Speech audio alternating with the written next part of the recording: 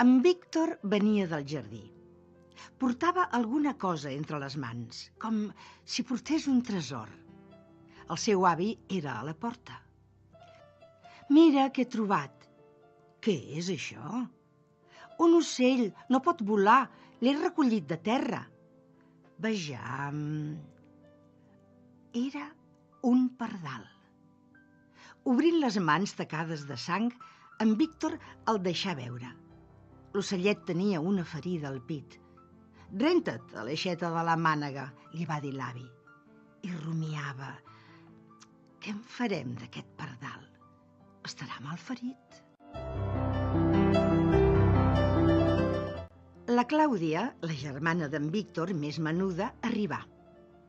«Què és això?», va demanar encuriosida. «És un pardal», cridà el seu germà. «Víctor, què vols que en fem?», fou la pregunta de l'avi. «L'hem de posar bo, no?».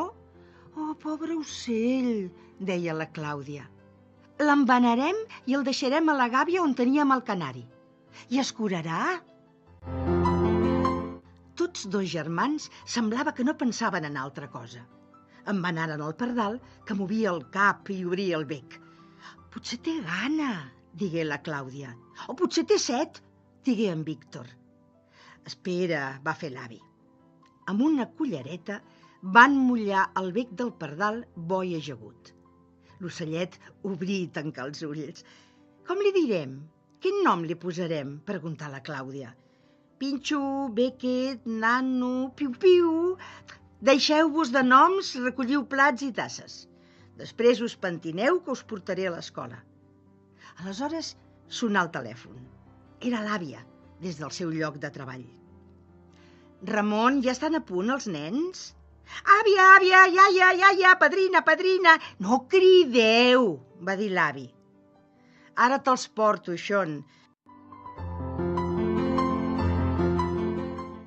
Agafaren les motxilles, els dos germanets anaren a veure el pardal.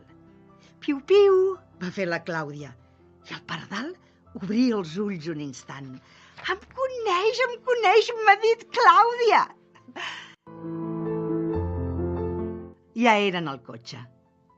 En Víctor va deixar anar un gemec.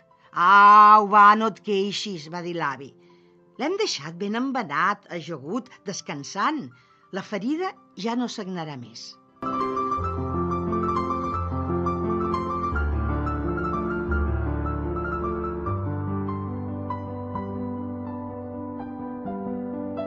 L'escola que l'àvia dirigia va saber de seguida que la Clàudia i en Víctor eren amos d'un pardal.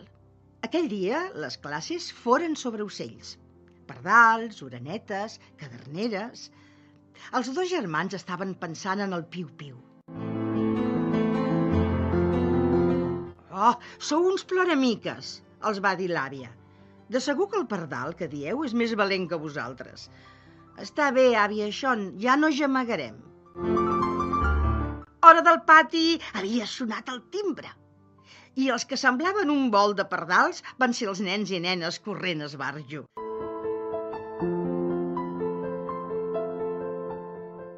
A la tornada de l'escola, a la tarda, l'àvia Xon s'aturà a veure la neboda, metgessa, que treballava a l'hospital. «Núria, avui porto els nens amb mi.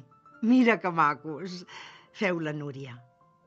«Voleu que us faci una visiteta de tieta metgessa? Una injecció?» «No?» bromejava. Però en Víctor va sortir amb una de les seves. «Escolta, per què no cures el pardal?» «Quin pardal?» La Núria no entenia què dimonis passava. «El meu pardal!», va declarar el nen. «Ei, que també és meu!», va exclamar la Clàudia. «He trobat un pardal ferit. Havia perdut molta sang. Amb l'avi l'hem embenat i ara és a la gàbia, descansant. Fes-li una fusió, tu». «Una transfusió, vols dir?» La Núria estava tota sorpresa. «A veure, tu saps què és una transfusió?» «Em sembla que és passar sang d'una persona a una altra». «I saps com va això de les transfusions?» «Doncs que jo puc donar la meva sang El pardal? No, no, ha de ser de persona a persona. Mira, aquest vespre aniré a casa vostra, em presentes el pardal. Té nom? Piu-piu, aclarí la Clàudia. Mentrestant van tenir notícies. L'avi telefonava dient que el pardal tenia els ulls oberts tota l'estona. La Clàudia alçà la veu. Fes un petó al piu-piu!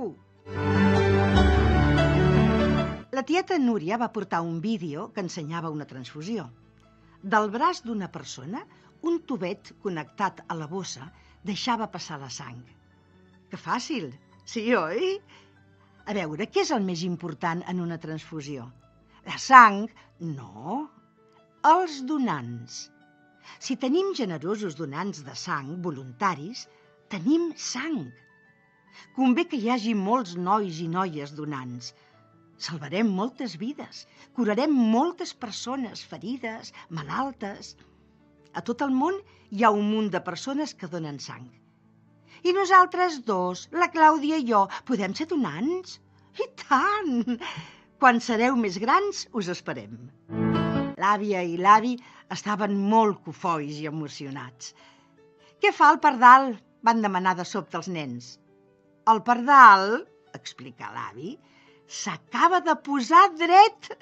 Ja està fora de perill. En Víctor i la Clàudia van exclamar alhora: però nosaltres serem donants! Els personatges d'aquesta història són reals, de carn i ossos. Molt bones persones. Qualsevol dia en coneixereu de semblants. El pardal és l'únic personatge inventat. Tant li fa, oi?